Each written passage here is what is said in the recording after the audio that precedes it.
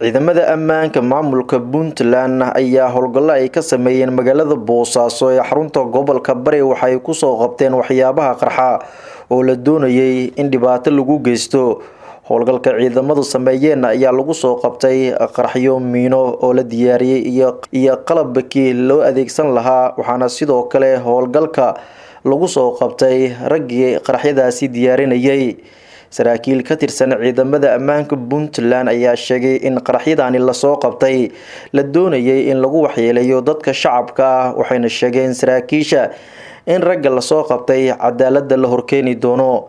xidigle maxamuud axmed maxamed sheekay oo ka tirsan ciidanka BMPF eedeysanaha waxaa lagu eedeeyay inuu bastoolada lagu dilay maareeyaha dekedda Boosaaso uu geliyay dekedda, isla markaana uu ahaa hubiyihii dhimashada maareeyaha.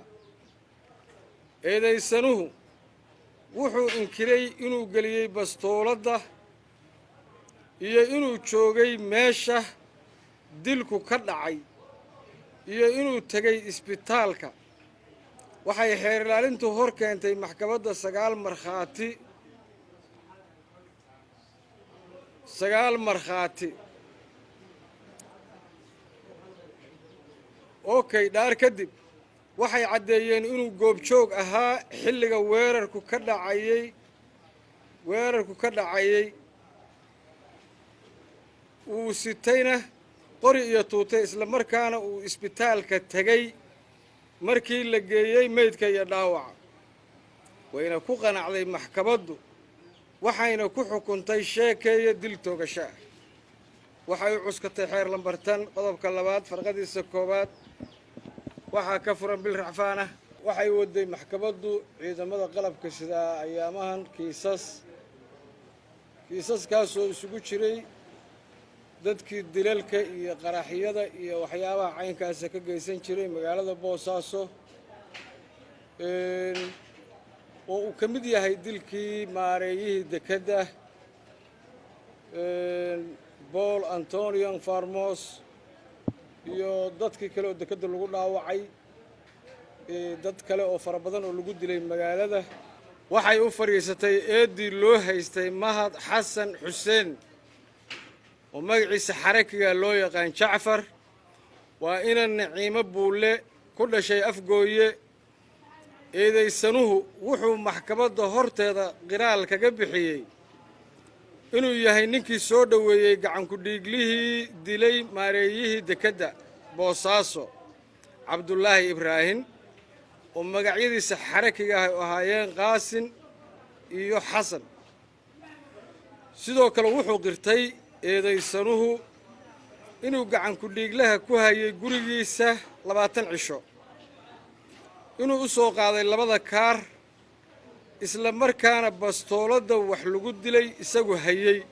sidaa daraaddeed maxkamaddu Mahad waxay ku xukuntay dil toogasho iyadoo u cuskatay xeer lambartan qodobkiisa 2 farqada 1 waxaa ka furan bil racfaan. waxay u fariisatay eedii loo haystay aadan isaaq aadan jiis, waa ina Maryan Sheekh 37 jir ku dhashay Ufurow. haddaba markay maxkamaddu u weyday wax caddayn dembi ah, maxkamaddu waxay u celisay xorriyadiisa. eedda loo haystay eedeysanayaasha magacyadoodu hoos ku qoran yihiin, kuwaas oo loo haystay inay ahaayeen amniyaadkii dadka ku leyn jiray magaalada Boosaaso, kana qayb qaatay dilkii maareeyihii dekedda Boosaaso Paul Antonio Farmos, sidoo kalena laayay dad badan oo reer Puntland ah, kuwaas oo maxkamaddu ku qanacday eedooda iyo caddeymaha kana maqan haddeer goobta. waxayna maxkamaddu ku xukuntay nin walba oo ka mida dil toogasho. maqanayaashaas waxaa ka mid ah Siciid Maxamed Aadan Cali, waa maqane dil toogasho. Cabdiyare maqane dil toogasho. Bashiir Cadaa maqane dil toogasho. Daawud maqane dil toogasho. cabdulaahi axmed garaad calasow maqane dil toogasha liibaan ibraahim cabdi maqane dil toogasha sakariye maqane dil toogasha. magaalada boosaaso ee xarunta gobolka bari ayaa waxaa ka dhaca qaraxyo iyo dilal ay geystaan kooxaha al-shabaab iyo daacisha waxaana marar badan laamaha amniga puntland soo bandhigeen qaraxyo ay sheegeen in la fashiiliyey lana soo qabtay raggii arrimahaasi ka dambeeyey.